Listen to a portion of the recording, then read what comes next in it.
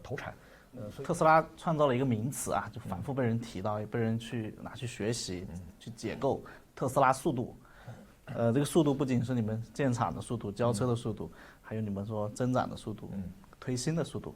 那您觉得特斯拉速度背后是最关键的几个词？如果让你来总结一下或提炼一下的话，给我们提炼几个词吧。好，我觉得第一个就是创新，创新是这个公司的原动力。这种创新呢，体现在产品啊，这个不言而喻啊，这个确实我们在产品的架构和这个产品的演进方面呢，投入了巨大的这个资源和精力。第二个呢就是韧性，实际上大家可能也看过这个关于马斯克先生的一些传记啊等等。里边很多的都提到他作为一个连续创业者啊，在很多很艰难的情况下做出了很多这个大胆和坚定的一些决定。韧性是必须的。刚才说到的这个特斯拉速度，我们叫上海速度、临港速度，也是中国的速度。也把这一点体现淋漓尽致。这是中国人的一个特质。中国人就是韧性特别的强，然后我们就是吃苦耐劳，我们就是点灯而油、抛家舍业啊，就是这个执行力强。也有人说，就是特斯拉是吃到了政策红利，所以导致有这么快的特斯拉速度。您同意这种说法吗？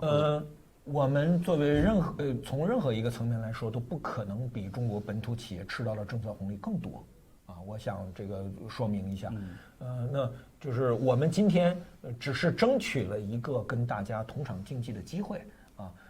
那以一个这个100%这个纯外资的这个方式呢，只不过这个让我们跟大家一样哈，就本土制造企业一样，可以按照自己的意愿自己决策啊，用什么方式来发展。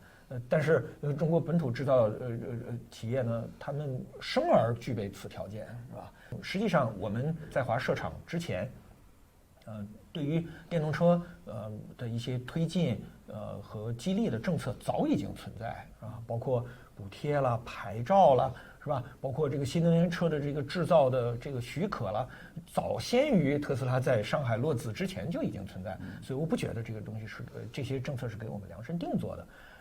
我也恰恰觉得这反映了中国政府的这个决心、魄力以及他们的远见。我们带来了产业链，我们大量的供应商，甚至从国外啊，这个为了就近服务于我们的工厂呢，把他们的生产设施放在了这个上海，放在了临港。那么我们有大量的这个本土化我们的这个产业链，然后帮助中国培养了一大批的合格的这个新能源车的零部件的生产厂家。同时我们培养了大量的产业工人，我们培养了这个大量的从销售、交付、售后体系一系列的服务于这个产业的专业人员。所以就算今天他们其中的一些人不在特斯拉工作了，但是他仍然在这个产业里发挥着他们的作用。这都是我们给这个国家带来了我觉得一些益处。那其实现在所有人都把特斯拉当对手，那特斯拉自己认为的对手是谁？或者就是刚刚其实咱们分享了这么多，会发现特斯拉在做一个我觉得是超越造车的事情。但那现在造车其实还是有对手的，那你们心目中的对手会是谁？直到这个路上行驶的车全都是电动车之前，我们是不会停下的。所以在这个开放式的回答里边，它辐射到了多少品牌也好，或者说车型也好，这个就大家自己去定义吧。所以可以这么理解，所有燃油车都是你们的竞争对手。我不能管它叫做竞争对手，他们不是对手，是干掉的对象。他在一定的时间应该承担的这个责任，马上就要完成了。那其实有一些传统的车企或者传统燃油汽车的车企也在做转变。你觉得他们还来得及吗？来得及，朝闻夕死可以，没问题。这个就朝闻道嘛，对吧？这个理念可以转化到，然后以他们雄厚的这个财力资源、工程力量，如果真的是真心真意的哈，就是全心投入的来做这样的一个转身和转变的话，那对于我们这个地球来说都是一件好事儿。目前互联网舆论对于特斯拉的这种负面会比较多，你怎么看待这个情况？首先，任何一个负面的反馈，都是对我们的一个促进，是对我们的一个提醒。那有些时候，客户也许是出于激愤哈，在不是特别的客观的情况下的给我们的一些评价，但是我们都把这个看成是我们一个收集信息的一个宝贵的机会。第二呢，就是说遇到一些这个极端的案例里面，这个客户可能采取一些我们叫做非理性的这个方式来维权呀等等，这个非理性的一些方式和方法。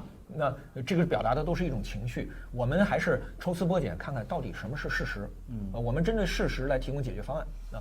所以另外一个层面来说，这恰恰是我们的优势啊。一个主机厂也许发生了很多它的产品上的一些根本性的问题，或者说服务上的一些根本性的问题，如果不能用这种方式这个有的时候甚至是激烈一点的方式把它浮现出来，是吧？促进你的这个提升的话。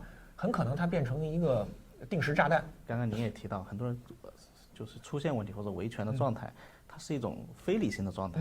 我们如果用一个理性的思路或者理性的思维方式去跟一个非理性的状态沟通的话，会不会造成说，就好像现在很多网络上说或者是网友说，特斯拉是一个比较冰冷的公司？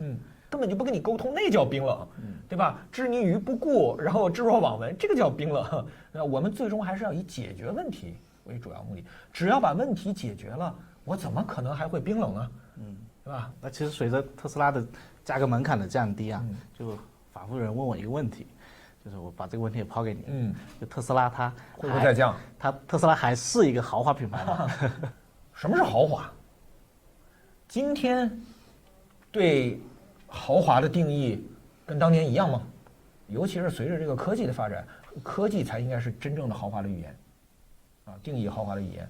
那么换言之，所有容易实现的，理论上假以时日都不应该成为豪华的这个定义词。从这个意义上来说，我们没有输，我们甚至一直在这个更豪华的这个前沿不断的在探索。只有那些难于实现的，然后能够带来长久价值的事情，才应该定义豪华这两个字。我再多说一句，就是我们也对豪华这两个字不是特别感兴趣。我发现最近中国车企很多新势力的品牌开始用激光雷达这个东西，但是呢，我们特斯拉是非常坚定，特别是Elon非常坚定的视觉识别派。那他开始现在有动摇了吗？在跟你的交流过程中，绝不会动摇的，这些都不用用任何含糊的方式来说。您开车的时候用的是主要器官是什么？眼睛。解释一切，你不会点个激光雷达出去开车，对不对？但也是，如果多一个眼睛，我也不会很抗拒的。但是没有必要啊，就像人最后只进化出2个，我们没有进化出4个眼睛还看背后啊，对不对？所以说这个我们只要满足效率这事儿，我再重申一下哈，就是已经能够满足你的功能需求的这个情况下，已经是效率最大的情况下，你多那么多配置干嘛？就像续航里程更长的续航里程也是个伪命题，你无限的加电池都可以跑出很长的续航里程来，问题是有必要吗？你背着这么大块的电池，背着这么多冗余的电量，然后跑来跑去的，然后有更高的能耗，这个真的是对环境一个负责任的态度吗？其实也不是的，对不对？这又到了一个效率的问题，就是不要追求那个所谓极致，有极致，那可有极致了。那将来的黑科技在1000年、10000年之后发展成什么样？也许那个时候根本汽车这个载体都不需要了，对吧？那用那种方式来评论现在的这个技术，我觉得没有什么太大的必要。现在视觉已经足够了，当然加上我们的这个传感器还有我们的这个毫米波雷达，这些已经它们的组合已经完美的可以解决我们现在的需要的这个技术问题的解决了。但您刚刚自己 Q 了一个问题，我觉得还是要问，就特斯拉还会降价吗？我再重申一下，我们好多次不是降价，我们是推出了中国产的车型。对吧？大家经常说，前几天我们那个1月1号又发布了，是吧？这个我们的国产的Model 3的这个性能版，还有我们的这个 Model Y， 都说特斯拉要降价。你的标的是什么？对不对？如果原来的那个进口车型呢，然后有价格的下降，那个叫降价。这是一款全新的车了，产地都不一样，背后有特斯拉3个闪光的中国汉字的，对吧？这是一款中国制造的车型，这个不能叫降价，这是这款车的正常定价。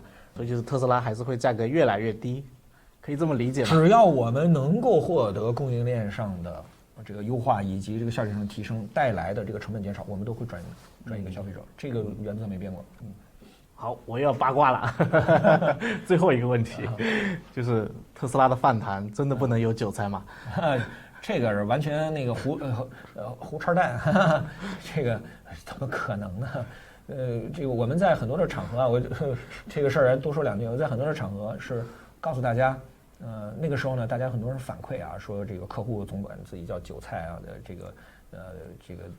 有很多的这个抱怨，实际上我的原话呢是说，那个我们首先从自己的这个概念里面和自己的想法里面，就不应该认定客户的这种状态应该被称之为韭菜，是吧？我们自己就不要张口韭菜长韭菜胆的，是吧？你这就是一种心理暗示嘛，其实你是等于你认同了这种说法，所以我告诉大家别这么说。这个车主们可能是借此自嘲啊，就表示对于这个车价这个下降了以后，或者说推出了这个国产版了以后，对比它原来的这个售价，这有一点这个心理上的波动。但是我不觉得他真的不喜欢这个产品，不认同这个产品，不认同这些体验。如果真是那样的话，我觉得那才是我真正应该担心的时候。这是我希望这个大家用一种积极的态度来看待它吧。这个刚才你说到的，我是最早的 Model X 车主，对吧？上百万不免购置税。然后我是90D 车主啊，这个我提完那批车了以后，100D 推出的，那个100D 的价格也是我定的，是吧？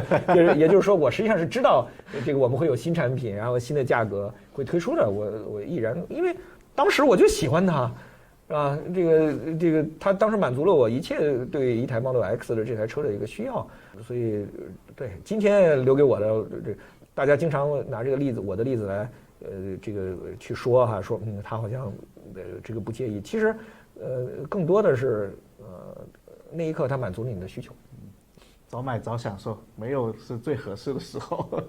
好，所有的产品都是一样的啊！你只要你举目四望，你视线中的所有的产品都符合您刚才说的这句话啊，所以没有什么好纠结的啊。要不然我们现在还穿着皮裙子，然后这使用的都是这个石头，这个凿下来的这些工具呢，对吧？因为什么时候才会有终极呢，对吧？同学们，消费驱动这个社会的进步。好，我们去消费吧。好，今天我们谢谢朱总，好，谢谢大家，谢谢。谢谢。好，谢谢。